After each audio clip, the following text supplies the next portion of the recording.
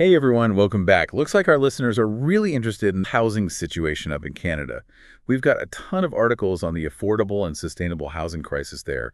So we're going to take a deep dive and see if we can sort through all this, wade through the economic stuff and the policy debates and try to figure out what's really going on. Yeah, it's definitely a big one. Lots to unpack. For sure. And what's really crazy? In some Canadian cities, the fees developers have to pay just to build a single-family home, they've gone up over 1,000% in the last couple decades. Like, what? Yeah, that'll definitely impact things. Big time.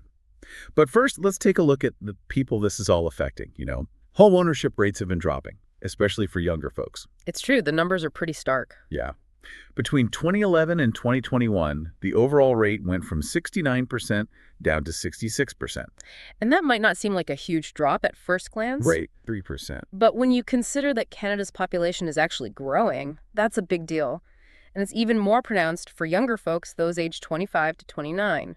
Oh, wow. Yeah. Their home ownership rate plummeted from 44% in 2011 all the way down to just 36% in 2021. That is a big drop. And it's important to remember that these aren't just numbers on a spreadsheet. This is about real people who are struggling to buy a home. Right. It's like you just picture someone just out of school. Maybe they have student loans and they're trying to save up for a down payment. Exactly. But then their rent just keeps going up. It's a tough situation for a lot of Canadians right now. It really is. And we can't forget about the economic factors at play here, right? It's definitely not. Yeah. The Bank of Canada, they're laser focused on controlling inflation. Mm-hmm. And there's been talk about possible interest rate cuts in the near future. So that's good news. Maybe. Potentially. Projections suggest the overnight rate could drop to around 3% by March 2025. 3%. Okay. That might bring some relief in the short term, but the long-term outlook is a little more complicated. I see. Think back to 2020 when interest rates were super low. A lot of people, especially in places like Vancouver and Toronto, locked in mortgages at those rates. Right. Well, in 2025 and 2026, many of those mortgages will need to be renewed. Oh. And when that happens, some homeowners could see their monthly payments jump by as much as 30%. 30%. That's a lot. It's a bit of a ticking time bomb, really. Wow. So we've got everyday people getting squeezed. But the articles you sent, they also highlight some of the problems developers are facing. Absolutely. It's tough for them right now. Like what kind of stuff? Well, first of all, high interest rates mean higher borrowing costs for developers. Which makes building more expensive. Exactly. And then you have municipal fees. Which are supposed to cover things like roads and stuff, right? Right. Infrastructure and services. But those fees have skyrocketed in many cities. Oh, wow. And then on top of that, there's the cooling buyer market. Fewer people buying. Exactly. So developers are hesitant to start new projects. It's kind of a perfect storm for them. It makes you think less buyers, fewer projects. That just makes the housing shortage worse. It's a vicious cycle, for sure. And you were talking about those municipal fees earlier. Yeah, those development charges. They can be a major roadblock. How high are we talking? In some areas, they're astronomical. Yeah. Like in the Greater Toronto area, these charges can exceed 100,000 Canadian dollars.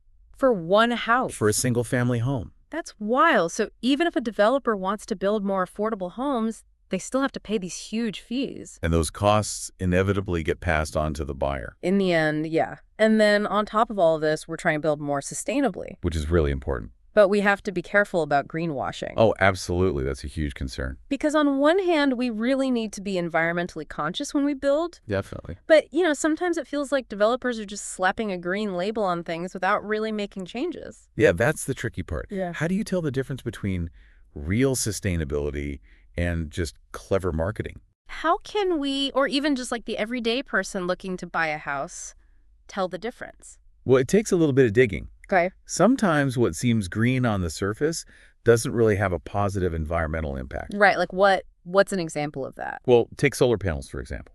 A developer might brag about putting solar panels on a building, Okay, so far so good. but then they use inefficient materials or they don't properly insulate the building. So they just kind of cancel out the benefit of the solar panels? Exactly. It's all about looking beyond the surface and seeing the bigger picture. So we really have to do our research. We have to be informed consumers.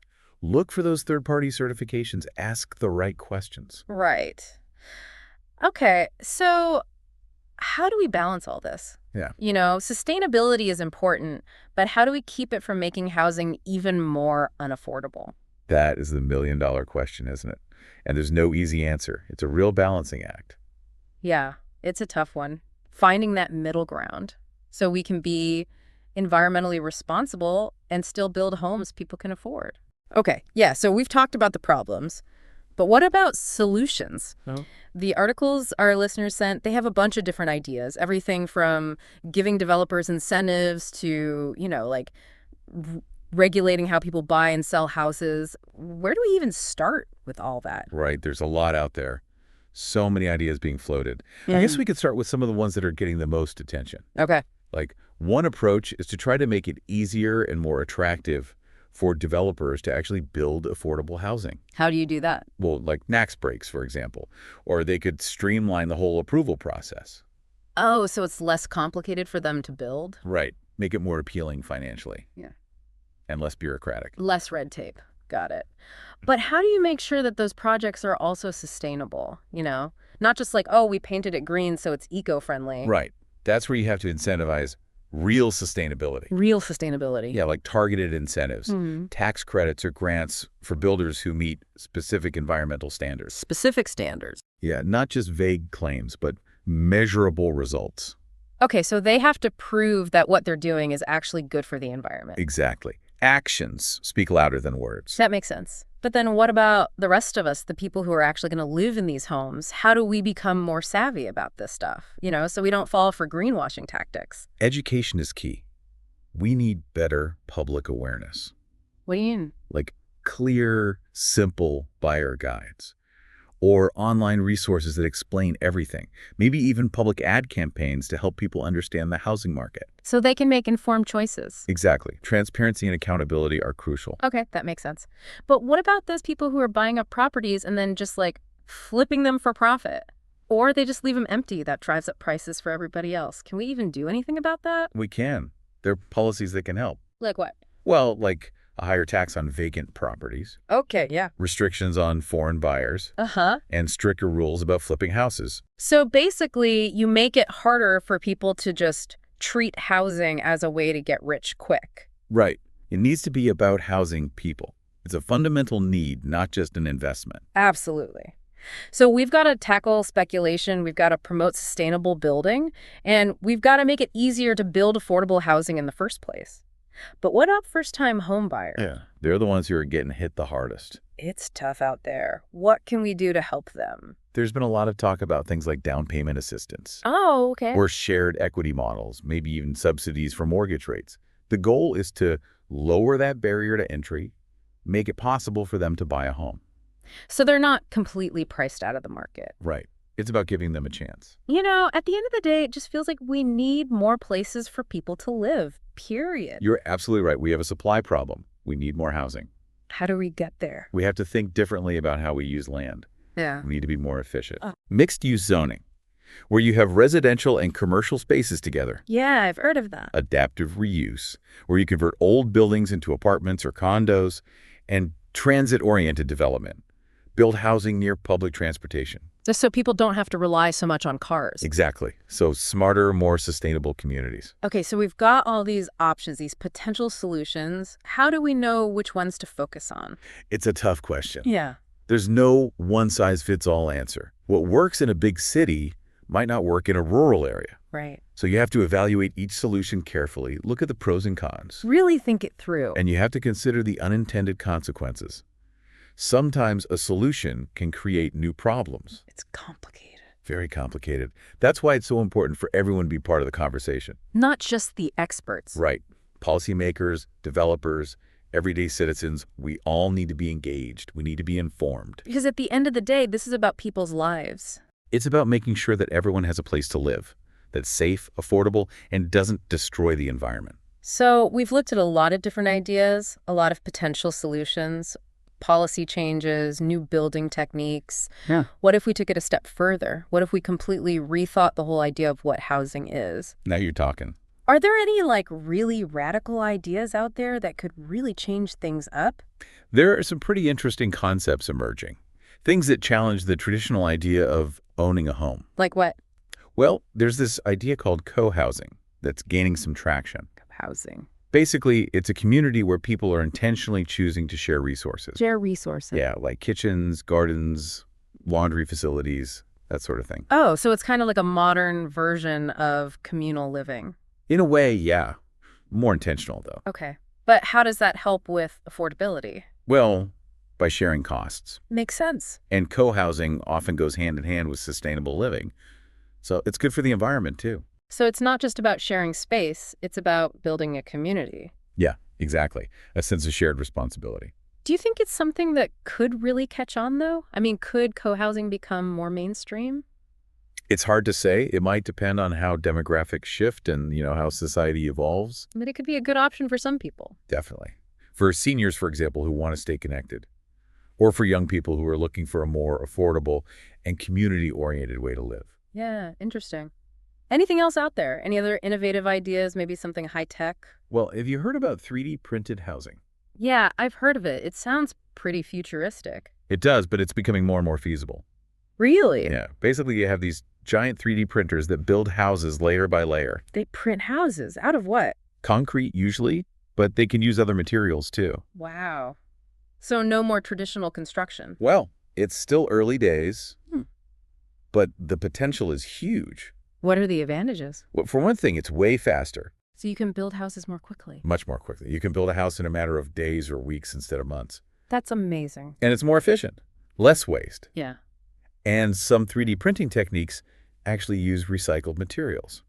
So it's potentially more sustainable as well. Okay, so faster, more efficient, better for the environment. That all sounds great. But are these houses actually, sturdy? Can they withstand the elements? That's one of the big questions researchers are looking at. Early results are promising, Okay. but we need more long-term data to see how they hold up over time. Right, it's got to last. Durability is key. What about downsides? Are there any drawbacks to this technology? Well, as with any new technology, there are always challenges. Okay. Like the regulations aren't quite there yet. Building codes need to catch up. We have to make sure these houses are safe. Right, so we're not sacrificing safety for affordability? Exactly. And then there are the ethical implications, like what happens to construction jobs if we're printing houses. That's a good point. It's a complicated issue with a lot of different angles to consider. Yeah, it's definitely something to keep an eye on, that 3D printing stuff. It could be huge, but we need to be careful and make sure it doesn't backfire on us. Right. We have to weigh the benefits and the risks. Think about the long-term impact. Okay, so we're about out of time. As we wrap up this deep dive into Canada's housing situation, is there anything you'd like to leave our listeners with? Any big takeaways? I guess the main thing is that this is a really complex problem. There's no easy fix. It's going to take a lot of different approaches, a lot of collaboration to make things better. No silver bullet. Definitely not. So we need policy changes, we need innovation in building, and maybe we even need to rethink how we approach housing altogether. Like those co-housing communities we were talking about. Exactly. It's not just about finding solutions. It's about understanding all the different factors involved. The nuances. Right. And we have to be willing to think outside the box. Yeah. Challenge the status quo. Exactly. Ask tough questions. And be open to ideas that might seem a little out there at first. Because ultimately this is about people. It's about people's lives. Everyone deserves a place to live that's affordable, safe, and good for the environment. Absolutely. And it's something we all have a stake in. Everyone. Policymakers, developers, everyday citizens, we all need to be part of the solution. So to everyone listening, keep learning about this issue, keep asking questions, and keep pushing for change. Because we can do better. We have to. And with that, thanks for joining us for this deep dive. We'll see you next time.